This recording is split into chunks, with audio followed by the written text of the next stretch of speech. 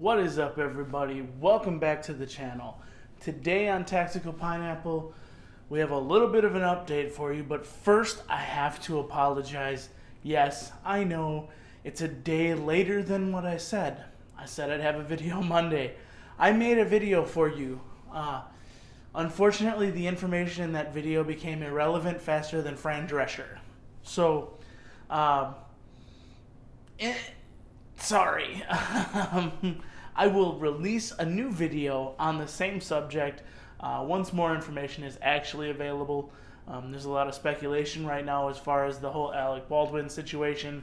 I'm not going to get into it because there's just so many conflicting reports and everybody has their own opinion about what's going on.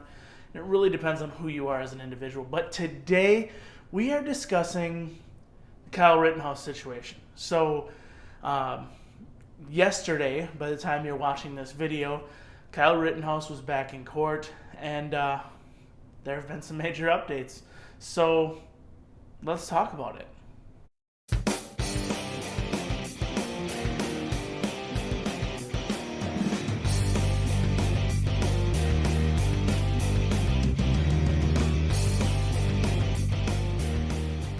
So yeah, like I said, major updates coming out of the Kyle Rittenhouse situation. Monday morning, he was in court. Monday, not necessarily morning, whatever. Sometime Monday, he was in court.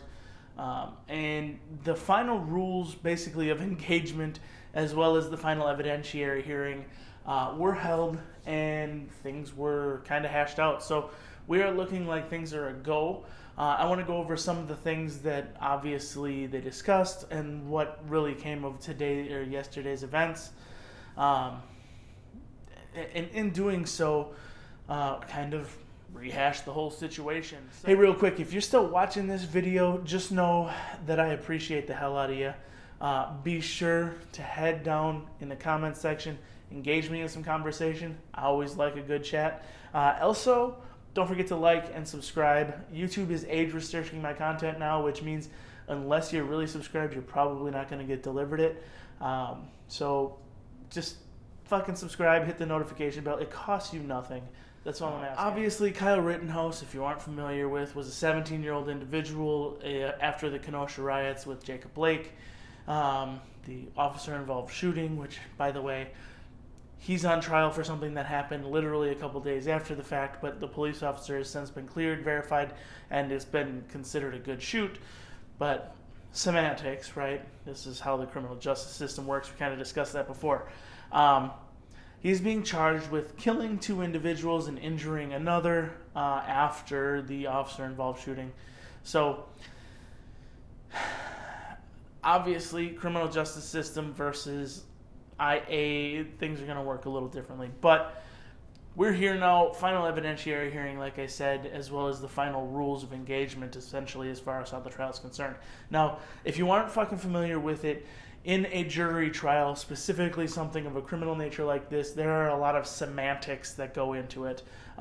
They literally argued about whether or not the word victim could be used to describe the two deceased individuals in the case. At the end of the day, it came out that they cannot use the word victim or even alleged victim because it's very loaded. They're very heavily loaded words, especially in a criminal defense case. So the defense was very adamant about not allowing the word victim to be used. And at the end of the day, Judge Schroeder, being a relatively fair individual, actually allowed it. Did not allow the prosecution to use the word victim. So nowhere in the trial will you be able to hear that word, and if you do, there will be quick actions taken by the defense, most likely to object. So it is what it is. It's just one of the rules that are out there. So now, one of the big things that's been in the news was about the use of an expert witness. The defense was actually trying to get a self-defense expert to the stand. Today was the day that they decided whether or not they would allow that to happen. So they did allow the defense to use their expert witness for self-defense. However, he will not be able to speak to the mindset or the individual way of thought processing during a self-defense incident. He will only be allowed to speak to the actual timeline of events. So I don't know if it's an actual win. I don't know if it's an actual loss. But at the end of the day, the prosecution said if he would only be allowed to testify to the actual timeline of events, the prosecution would actually forego calling their own expert on that subject, and the defense for Kyle Rittenhouse actually agreed to the terms. So there must be some level of, obviously, at least perpetuity for both sides in this way of thought process. So another thing that was very heavily debated was whether or not the defense was going to be able to show the video that many of you are already familiar with, where the police actually come up to Kyle Rittenhouse and his group of individuals earlier that evening, basically say, thanks for being out here, you're doing what you got to do, and toss him some bottle of water. The prosecution did not want that to be allowed, namely because, it just kind of, it goes against their case of saying, well, he was just walking around the streets and he was berating people and he was just, with his big dick extender out there just, blah, blah, blah, blah, blah. If the police, especially during a situation like that, felt that those individuals were acting in any way other than, upstanding citizens there to do a job of just forcefully protecting property, I think the police would have acted very differently. Interestingly enough, this is actually a video that is being pushed to be used by Gage Grosskreutz, whatever you want to say, in his litigation that he's planning. However, the defense wanted to play this video in court. The prosecution did not. The judge is allowing it. The prosecution is now saying, though, that they're going to try and turn that into an emboldening thing. And the defense kind of, had an argument against it. And basically what it comes down to is at the time that it's brought up in court, there will have to be a case made either way, and it is going to be somewhat of an opinion, but they cannot state the opinion because it all comes down to actual factual evidence and the actual pieces of information that need to be put out need to be truthful and not opinionated. So unfortunately for people like the New York Times and the Washington Post, anything that they've written so far about it will not be admissible in court because it's all fucking op-ed shit. So you can take it for what it is. I really hope, and we're going to watch this one really closely, that this comes out on the side of Kyle Rittenhouse. There are some other cases that I'm going to begin pulling some coverage on as well in the near future as those draw a little bit closer. All of them relating to the Second Amendment, because our Second Amendment is under attack with these, whether people realize it or not.